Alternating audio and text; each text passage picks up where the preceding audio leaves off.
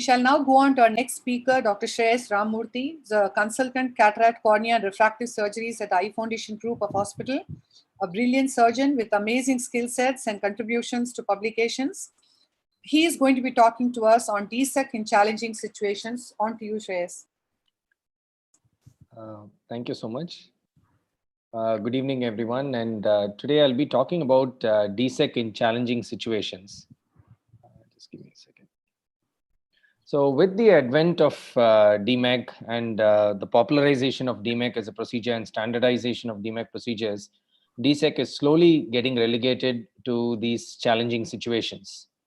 And we still see a fair bit of such challenging situations in India, in our country. And essentially, to have a successful DSEC procedure, the main prerequisite is to have a sufficient and possibly a fairly tight airfill for initial duration of time. And this is challenging to achieve mainly in patients who have aphakia, where the iris is not regular or is damaged, patients with failed grafts, again, patients in vitrectomized eyes, or post-trab and tubes, where maintaining the air bubble can be quite challenging. So I'll take you all through a series of videos with just one example for each situation and try to highlight what could be done to overcome these challenges. So in aphakia, if the pupil is round, you could go ahead with directly with DSEC in an aphakic patient, especially if the other eye is also aphakia. But more often than not, in this time and age, we don't really see patients with bilateral aphakia. And it is usually a complicated cataract surgery which has resulted in aphakia. So the choices that we have are an anterior chamber IOL or a retro-iris fixation IOL or a scleral fixated IOL. And there are sufficient literature to suggest the advantages of each.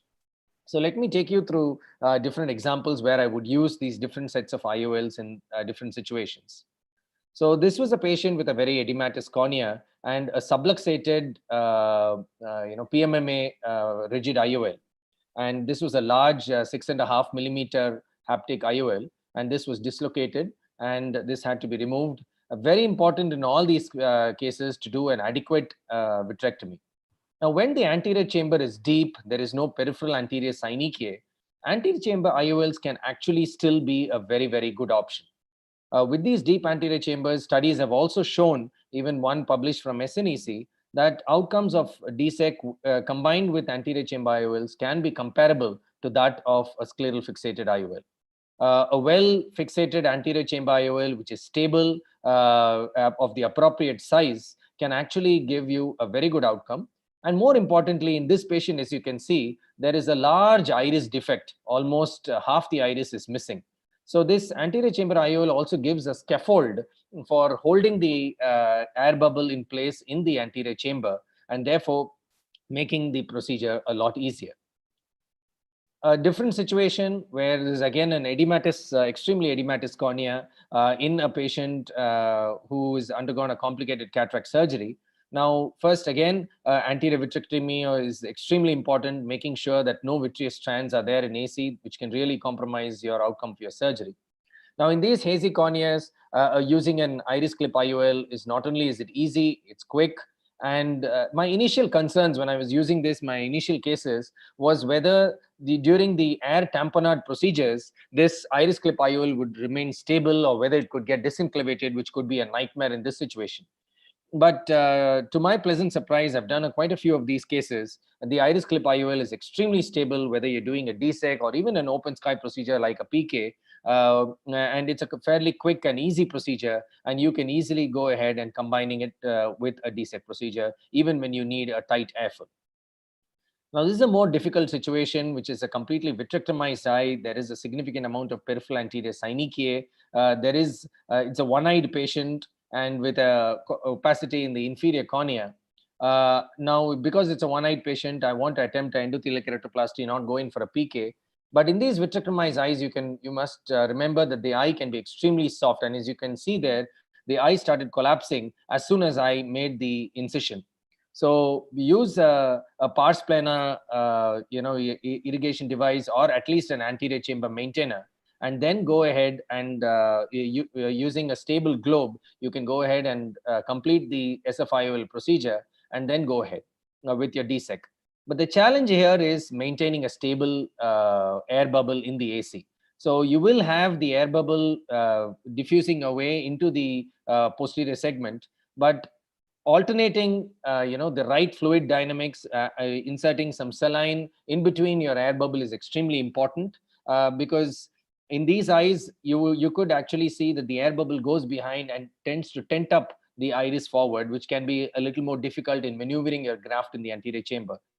So alternating saline and air bubble is important. While even at the end of the surgery, you can see there's a large air bubble in the anterior chamber, but the posterior chamber is also filled with air. That's when you actually end up having a tight fill. And needless to say, all ports have to be sutured, including the pars plana ones. If you're trying to leave the patient aphakic, something which can be used is a hitch suture if you are not able to get a tight fill. And this hitch suture can hold the graft temporarily till the endothelial cells start pumping and the interface fluid is gone. Again, as I mentioned, managing the air in the anterior chamber is extremely important in these eyes, and ensuring that it doesn't all go into the posterior segment and pushing the iris forward. The other very difficult situation is in failed grafts, which are edematous, especially post-therapeutic grafts, where you can have an altered anterior segment architecture. There is a significant amount of peripheral anterior synechia. Some of these therapeutic grafts are large. They have altered corneal contour. They could be a little eccentric. Some of these patients could also have a retrocorneal membrane because of the increased inflammation in the early postoperative period following the initial graft. And they also have concomitant cataract and glaucoma, which is very common in these failed grafts as well. So when you're some of the common principles that we need to follow while you're doing a DSEC in a failed graft is, while you're making your incision, make sure that the incision does not traverse the graft host junction. That's quite important. And you want to try making it a little posterior. You can either use a limbal or a scleral incision.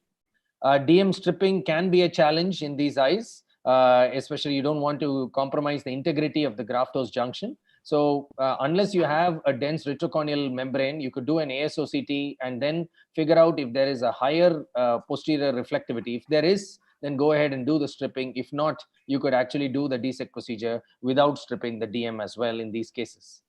Sizing is extremely important. You want to leave it a little smaller than your original graft size so that it is not overlapping the graft host junction. Peripheral anterior synechia also need to be released to some extent, although if it is not very extensive and is focal and at one point, I don't mind leaving it in place and going ahead with the DSEC procedure.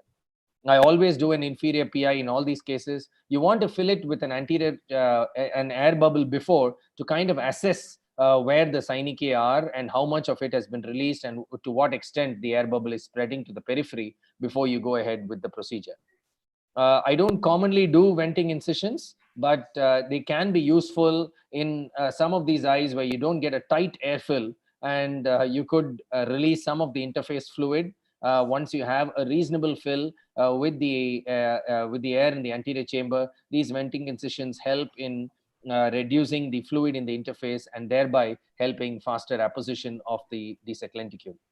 So I'll try to put it all together in this particular video. Now, this was a patient with a very hazy cornea following a large therapeutic graft which has failed, and a significant cataract as well. So the main challenge here is to improve your visibility. While you don't want to really remove the epithelium very quickly in these eyes, which have a large graft where LSCD could be present. So using a chandelier illumination is very, very useful. I also try to use topical or rather glycerol spoked sponge to remove the, to cause a temporary stromal detergescence, which could be quite useful. And then you can go ahead with your improved visibility and with the chandelier illumination, you can go ahead with the phaco. The phaco is definitely far easier once you have better visibility. You can do a safe in the bag phaco. It's extremely important that you have a good phacoemulsification done before your endothelial keratoplasty, and as far as possible, place the IOL in the bag, which helps in preventing any the IOL moving forward during your air bubble maneuvers. In this case, because it's a large graft, I've made the incision within the graft itself, which helps in kind of tamponading the incision using, as you can see here, despite it being such a large lenticule, large graft, it seals quite well because I've made the incision a little more anterior, and the DSEC lenticule itself is sealing the graft.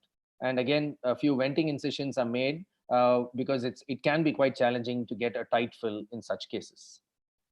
So despite these difficult situations, using a planned approach, using the appropriate IOL for that situation, which acts as a scaffold for your air bubble, and using techniques to improve your visibility, sizing the graft appropriately, especially in failed grafts where you don't want the graft to be exceeding the graft-os junction, where especially if the graft-os junction, posterior graft-os junction, if it is not very smooth, this can lead to a irregular overlap, and that could lead to a small gap in through which the interface fluid can actually come in and cause the lenticule to detach.